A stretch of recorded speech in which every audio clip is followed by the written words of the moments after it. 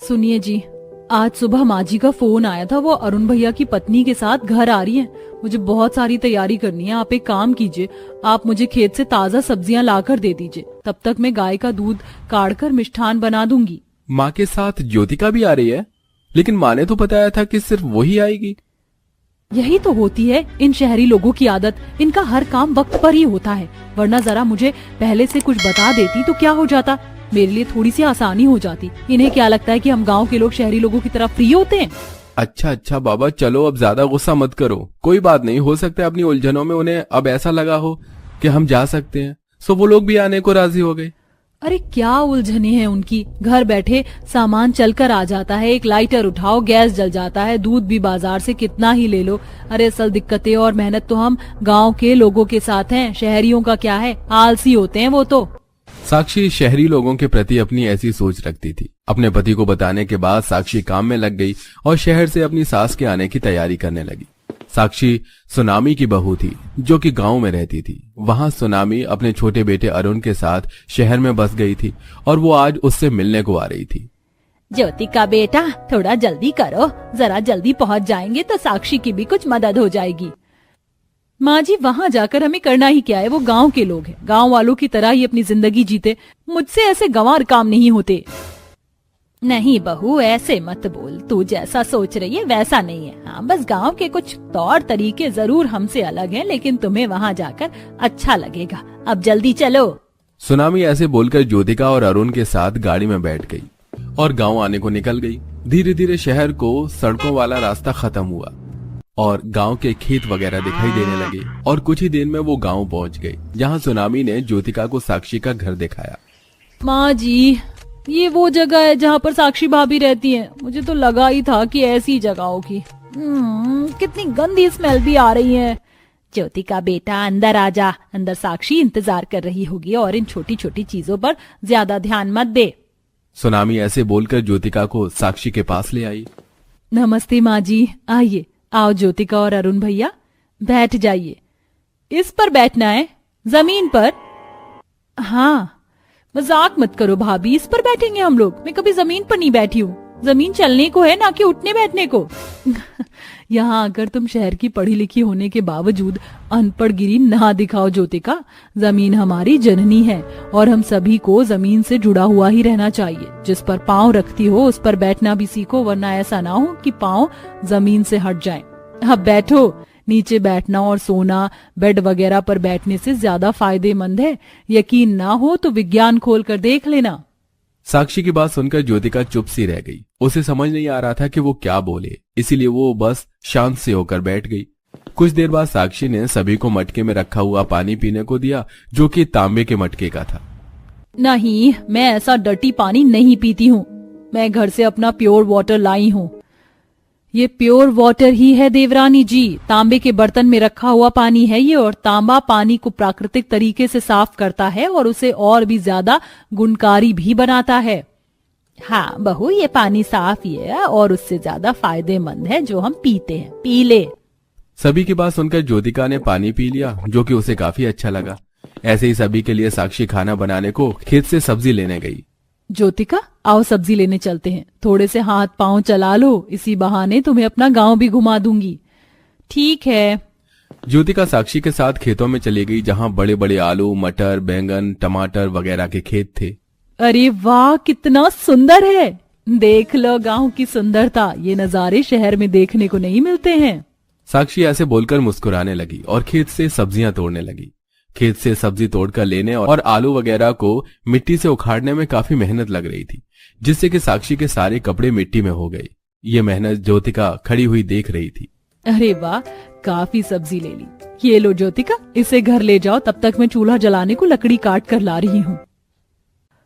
आप अभी इतनी मेहनत के बाद लकड़ी भी काट कर लाओगी?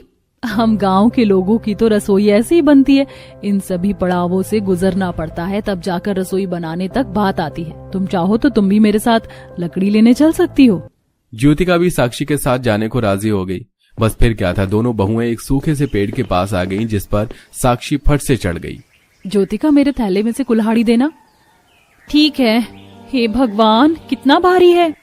ज्योतिका को कुल्हाड़ी उठाना ही भारी पड़ गया, लेकिन साक्षी ने उसी कुल्हाड़ी को मार मार कर चूल्हा जलाने को लकड़ी काटी। दोनों गांव और शहरी बहुएं ये सारा सामान लेकर घर आईं। यहाँ पर फिर ज्योतिका खाना बनाने को रसोई में गई। भाभी, आज तो मैं भी चूल्हा जलाकर देखूंगी। रहने दो, तुमसे नहीं जल पाएगा। अरे इसमें क्या है, मैं जलाती हूँ।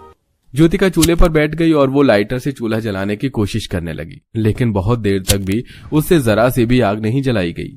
ये कब जलेगा? मुझे तो लगता है कि लकड़ी आग पकड़ने वाली नहीं है। रहने दो, मैंने बोला था ना, ये तुम्हारे बस की बात नहीं है। ये शहरी चूल्हा नहीं है जो एक झटके में जल जाए, ये भी मेहनत मांगता है। हटो, मैं जलाकर दिखाती हूँ।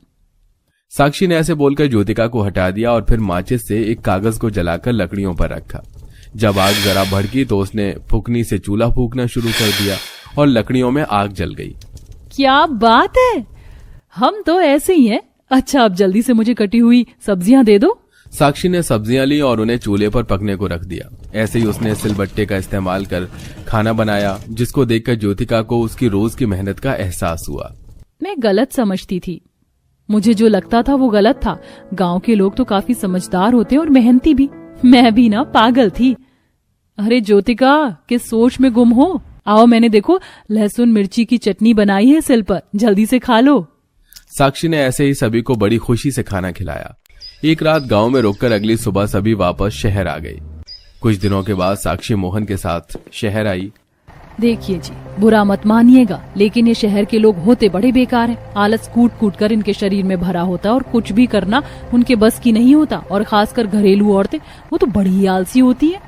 साक्षी ऐसे ही सारी रास्ते बातें करती हुई आई और फिर वो दोनों सुनामी के शहरी घर में पहुंच गए, जहां ज्योतिका भी रहती थी। स्वागत है भैया भाभी, आइए बैठिए। ज्योतिका ने उन्हें सोफे पर बैठाया और कुछ देर बाद वो रसोई में आ गई, जहां साक्षी भी उसके पीछे पीछे ही आ गई। अरे भाभी, आप क्यों आ गई? मैं यहाँ खाना बना लूंगी, आप जाओ आराम से बैठो। नहीं ज्योतिका, आराम से बैठना मेरे बस की नहीं है, बहुत देर बैठ गई। अच्छा, तो ये होती है शहरी रसोई। भगवान, फ्री का पानी आ रहा है। फ्री का नहीं भाभी, इस पर टैक्स लगता है, वाटर टैक्स है। पानी पर भी पैसा वसूला जाता है। कितना आसान है इस पर खाना बनाना, एक खटका दबाओ और आग जल जाती है। हाँ, हम शहरी लोग जरा नौकरी वाले होते हैं ना, तो खाना बनने में देरी ना हो इसीलिए गैस चूल्हे और इंडक्शन चूल्हे का इस्तेमाल करते हैं। अरे याद आया, आज तो अरुण जी की बहुत जरूरी फाइल्स घर ही रह गई थी, मुझे उन्हें वो देने जाना है। जल्दी से खाना बना लेती हूँ। ज्योतिका ने जल्दी से खाना बना दिया। उसने खाना बनाने को सभी नई नई टेक्नोलॉजी का इस्तेमाल किया, जैसे गैस चूल्हे पर खाना बनाना, मिक्सर में चटनी पीसना, ओवन में स्वीट डिश बनाना वगैरह वगैरह। और खाना बनाकर वो सीधा अरुण को उसकी जरूरी फाइल्स देने को निकल गई। कहाँ जा रही हो ज्योतिका? दूसरे शहर इनकी फाइल देने जा रही हूँ, आप चलोगी?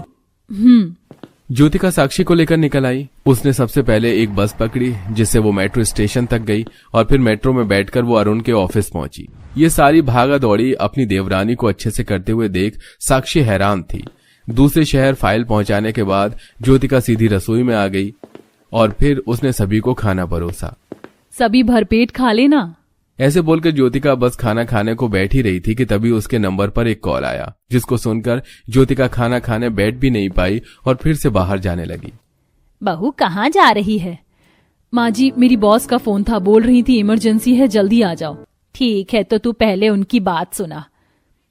वो ज्योतिका नौकरी करती है ना, अभी कुछ दिनों से ये छुट्टी पर थी, लेकिन अचानक ही इसे वहां जाना पड़ेगा।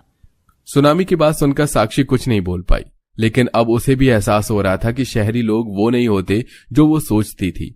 अगर उनकी रसोई में सहूलियत है तो उनकी जिंदगी उथल पुथल है।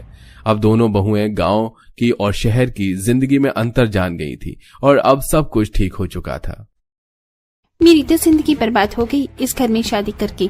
इससे अच्छा तो मैं कुंवारी ही ठीक थी। कभी ये बनाओ कभी वो बनाओ, अरे मैं तो परेशान हो गई हूँ। इतना तो किसी होटल का बावर्ची भी परेशान नहीं होता जितना हमारे ससुराल वालों ने हमें करके रख दिया है। इनके वेज और नॉन वेज के चक्कर में तो एक दिन हमारा ही कोरमा बनकर रह जाएगा। ऊपर से सारी की सारी रसोई गंदी पड़ी है, बर्तनों का ढेर जमा हो गया है। मन तो कर रहा है इसी तरह छोड़कर चली जाऊं। इन लोगों को तो बस अपना ही दिखता है, ये नहीं कि इनकी वजह से बहुएं कितनी परेशान होती हैं। किसी को भी हमसे मतलब नहीं है, बस इन्हें तो अपना पेट और मन भरना है। आखिर ऐसा भी क्या हुआ था इन पांचों बहुओं के साथ जो सभी बहुएं इतनी ज्यादा परेशान हो गई थी अपने ससुराल वालों से?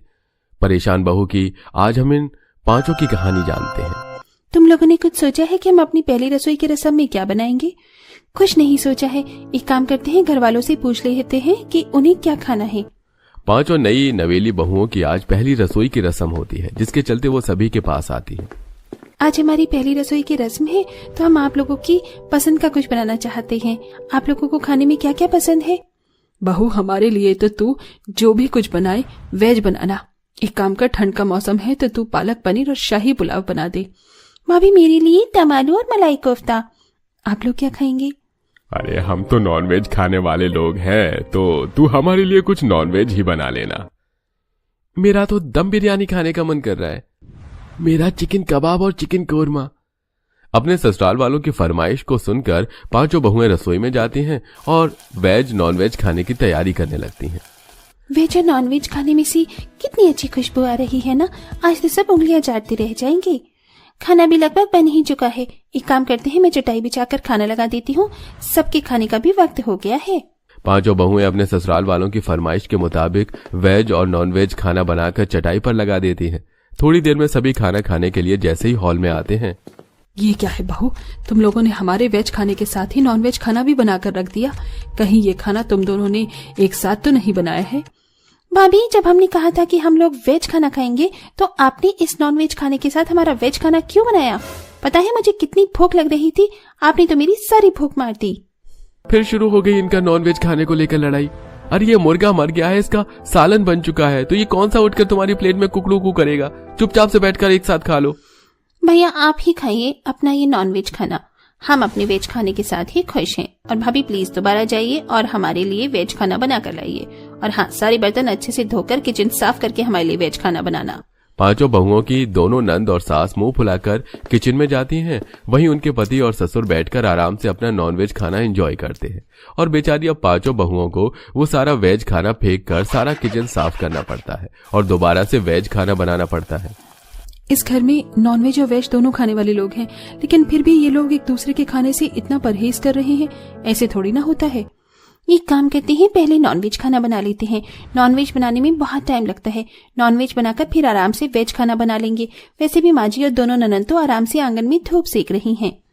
पांचों बहुएं रसोई में सबसे पहले नॉनवेज खाना बनाने लगती हैं कि तभी वहां उसकी नंद आरती आती है और ये सब देख।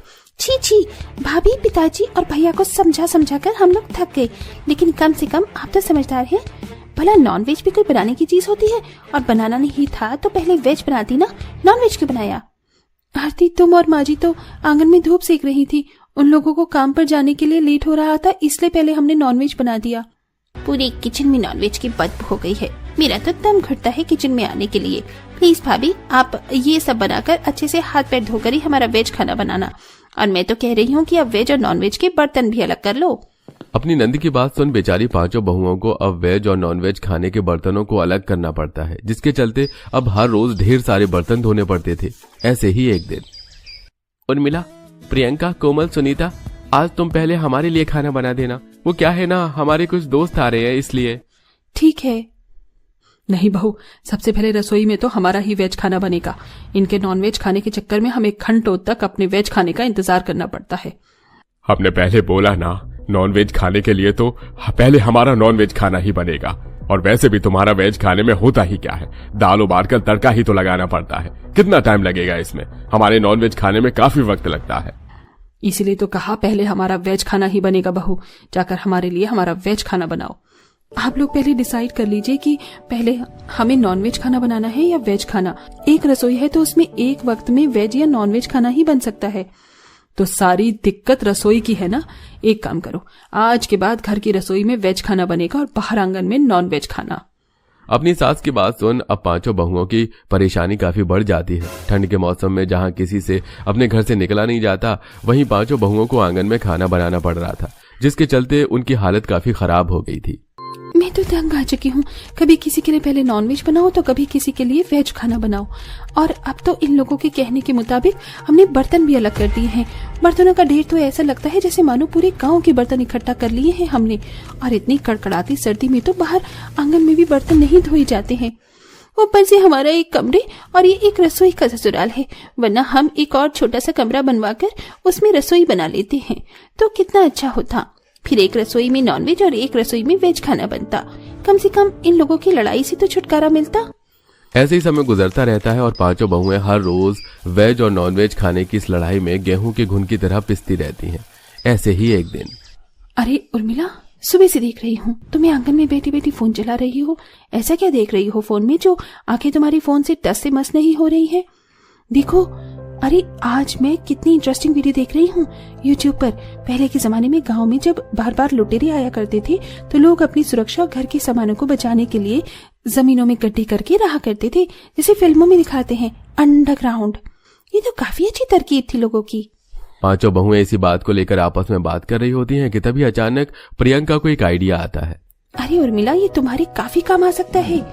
देखो, अब हमारे ससुराल वालों के पास इतने पैसे तो है नहीं कि हम एक अलग सी छोटी सी रसोई बना सके या बाहर आंगन में खाना बना सके, तो क्यों ना हम भी लोगों की तरह जमीन में एक गड्ढा करते हैं और जमीन के नीचे अपनी नॉनवेज वाली और जमीन के ऊपर अपनी वेज वाली रसोई बनाते हैं, जिससे हम में से एक नॉनवेज बनाएगा और एक वेज, और साथ ही साथ घर वालों को भी इससे कोई परेशानी नहीं होगी।